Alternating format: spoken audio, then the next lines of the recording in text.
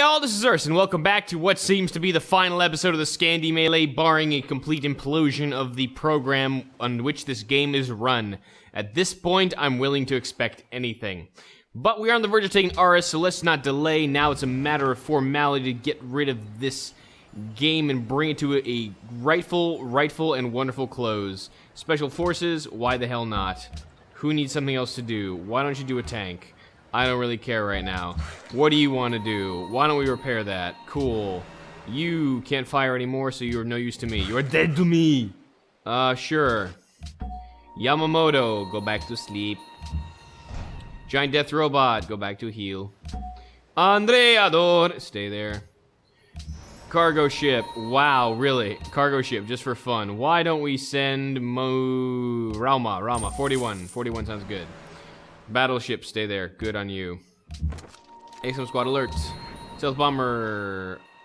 Don't do anything. Nuclear submarine alert. What else we need? Cargo, are you serious? Send Rauma. Rauma is now the source for all our trades. I don't particularly care right now. What do you want to do? Just go to sleep. SS Booster, hi. We're going to ship you over to the capital eventually. But for now, no. We can't do it this turn. So why don't you wait? We're going to pop you because I know you're going to ask me about something. Get some more future tech. Repeating technology! Who knows what the future holds? Probably beyond Earth. Anyway, alert, because you can't fire yet. Move, because I feel like making you move. It's kind of like the paralyzer. Alright, fortify.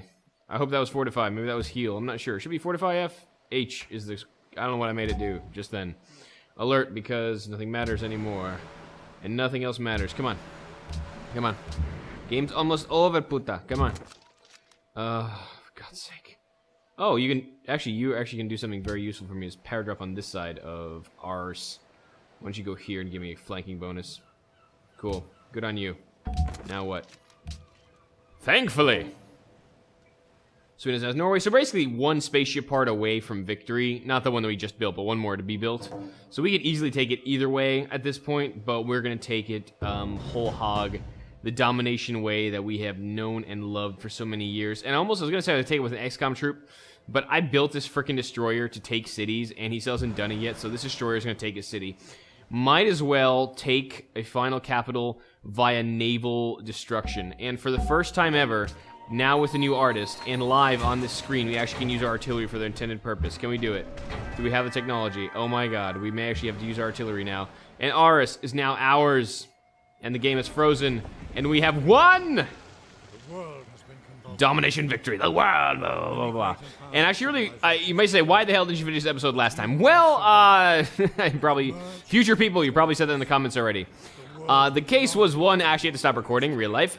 Two, is that I wanted to have some time to do some analysis, and if I tried to rush it, given that my tight recording times, I wouldn't have had the chance to do it well last time. So, there we go.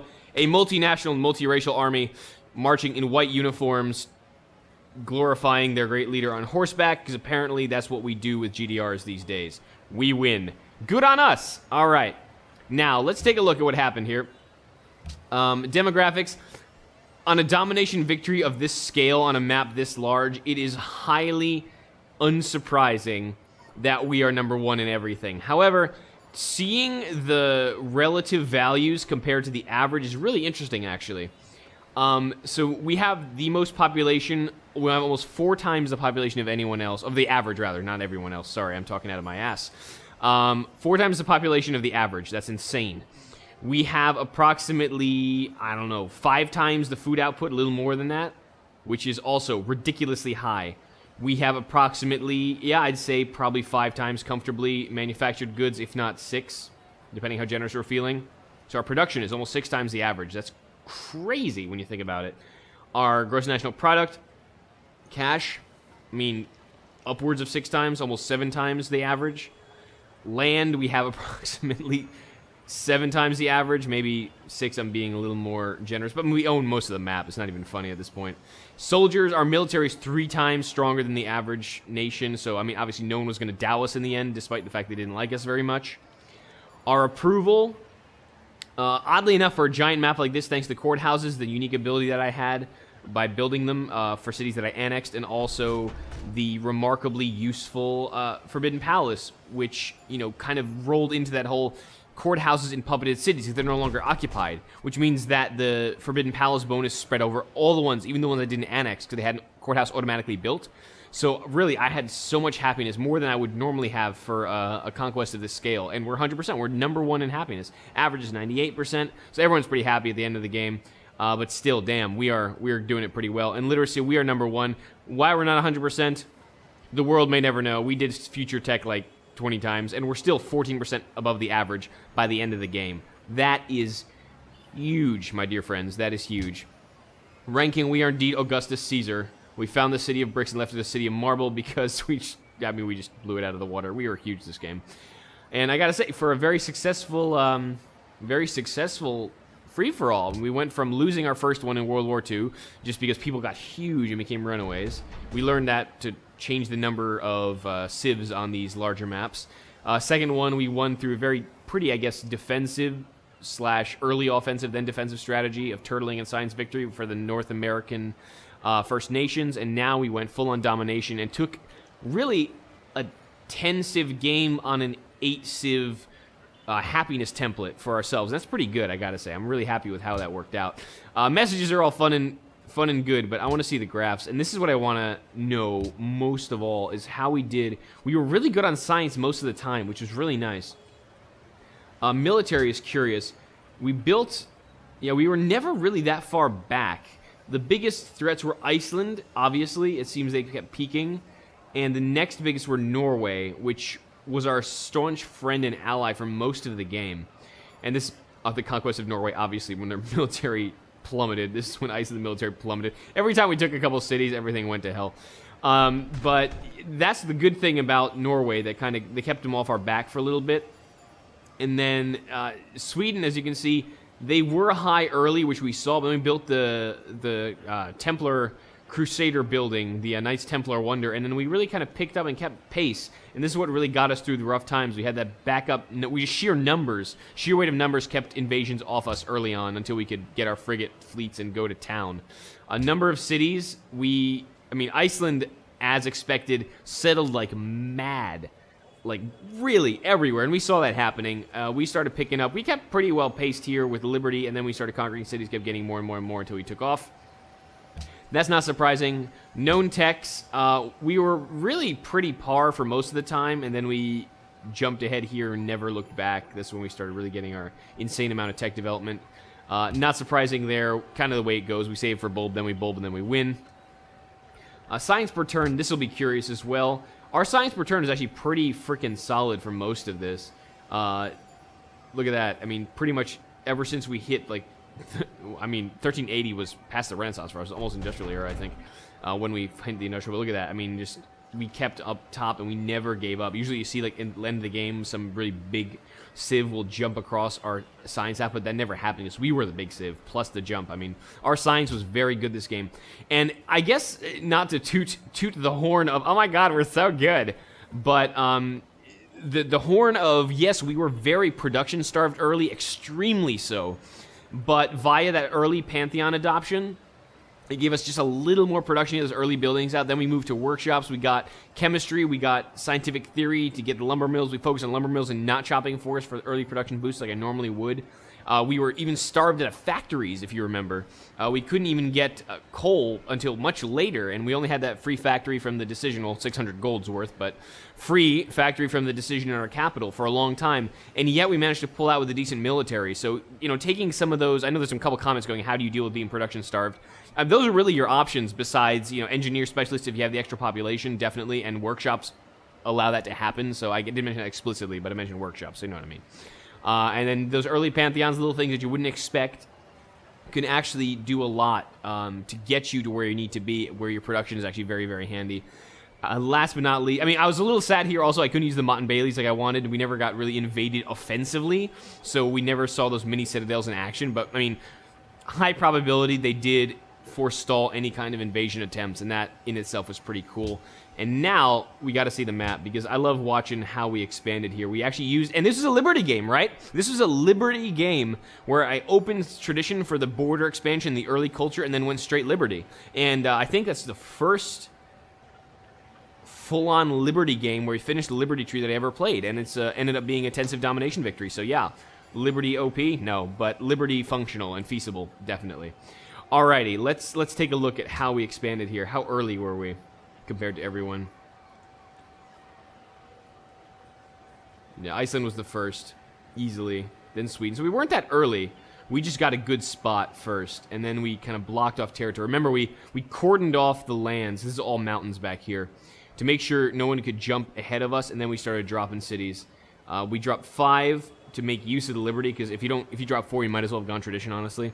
So we dropped a 5th one. Then when we started conquering, the Liberty really kicked up, because then the +1 happiness from every connected city was nice. And we ended up finishing tradition by the end of the game, too, which is pretty cool. So luckily, I mean, we had Sweden here, and luckily they never got too strong. I'm surprised Oscar didn't do more than this. He was really strong for the early game, too. And it just didn't happen. And then people started doing overseas colonies. That's when Sweden overextended, when we took their capital with the frigate fleet relatively soon here, I think. We're building up, and then... There we go. Bang. And then the capital. Yep, bang. I'm glad we burned that city. It ended up being not necessary to keep that tile alive, and it kept us more flexible in our later conquests. Then we had Dominion over this area, and Iceland really did expand like absolute bonkers. Luckily, they didn't find England, though. It was even more of a problem. Could you imagine if Iceland started somewhere out here, like where Oscar started, and they just dropped cities freaking everywhere? They would have been just an absolute beast of a war machine, and you wouldn't be able to touch a lot of their assets. That would have been a pain. But looking here, I mean, despite this tundra start, Sweden did really well. Finland obviously did well. The one, I think, that kind of underperformed was Harry, despite his Viking bonuses. He really couldn't get the conquest online because Norway was so damn strong. And if Harry tried anything, he would have gotten murdered. And Oscar, despite having 3 cities for most of the game, was really a pretty decent of a factor. Margaret started strong, but then she got whooped by Christian, who started in the north as well. The tundra starts kind of worked out for these people, I gotta say. But yeah, Sweden was actually pretty strong. I thought they were going to be on the weak side when Iceland tried to invade, but they really repelled them pretty hard. This is where we started. This is when we got the Forbidden Palace. We saw the happiness boost, and we're like, all right, everything is now mine. And we just start taking capitals left and right. And end of the game, just one giant conquering spree as we spread red to the north here. Look at it, it's ridiculous. All the burned Icelandic cities. The map is just running red by the end. And then we'll obviously take ours as the last step. So that's really what we had our Dominion at the end here.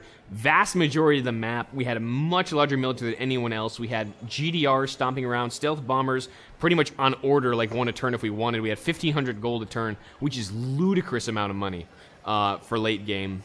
Even for an AI, that's a lot of money. And for us, $1,500 a turn. Look at that. That's just crazy, man. 1,200. I mean, we were really solid this game. Normans, seriously, late game with the courthouses and the puppets let your happiness go that much further. The money from the courthouses from your decisions is huge, and I mean, I really like playing these guys. I mean, GDRs with cover 2. Huh. How frightening is that? So I had a heck of a time with the Scandi-Melee. I hope you enjoyed it for all Scandi fans out there. I hope I didn't maul the names of the countries too badly and kind of ruin your day that way. But I hope you enjoyed this LP. The next one will be coming up right soon. If I haven't put up the preview, I will shortly by now, but hopefully, future people, it will have been up by now. So thank you for joining me for another Civ adventure. The next one will prove to be just as exciting, I hope. And yeah, see you next time. I think we've gotten, I gotta say, one more happy little thing. We got an example of using piety, honor, tradition, and now liberty under our belt, finally, by this stage of the LPs. So, hey, there you go. The first 4, maybe not fully all the way. Honor and Piety Stars don't go all the way, but now we've got kind of one of each to show how you use it and how you want to employ it, especially at levels like Immortal and Deity and above. I mean, some of them are a little less viable on Deity, honestly. Liberty is less powerful, I think, and Tradition is more like the go-to, which is why I play these on Immortal, just to give it a little more flexibility and see how you play for the majority of folk. And offering a good challenge besides. But I'm digressing. I'm going to stop now. Thank you for tuning into this analysis/victory episode of the Scandi-Melee as the Normans by JFD and Jan Buruta. Jan Buruta also always is supplying epic thumbnails, including the one for this series, so definitely check him out. His information is in the comments below. Very talented artist from my homeland. Props to him for always supplying us really awesome stuff to look at. So I have been Urs, this has been the Scandi-Melee, and I will see you all, you guessed it, next time for the next series. Till then.